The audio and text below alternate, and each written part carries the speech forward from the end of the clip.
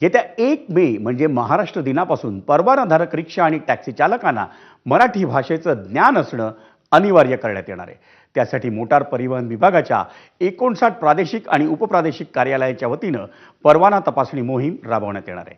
त्यात रिक्षा आणि टॅक्सी चालकांना मराठी लिहिता आणि वाचता येतं का याची पडताळणी करण्यात येणार आहे।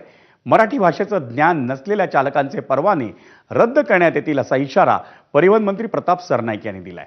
रिक्षा आणि टॅक्सी चालकांना परवाना घेतानाच स्थानिक भाषेचं म्हणजे मराठीचं ज्ञान असणं हा मोटर परिवहन विभागाचा नियम आधीपासूनच लागू आहे।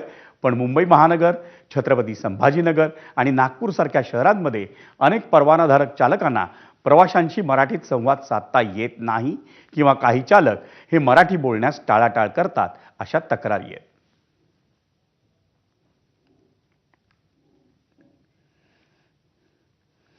मुंबईतल्या वाढत्या बांधकाम आणि पाडकामांच्या कचऱ्याच्या समस्येवर मुंबई भाजप अध्यक्ष आणि आमदार अमित साटम यांनी गंभीर चिंता व्यक्त केली आहे। मुंबईत वाढत्या बांधकामं आणि पाडकामांच्या ठिकाणी सिमेंट काँक्रीटचा मोठा ढिगारा साचतो।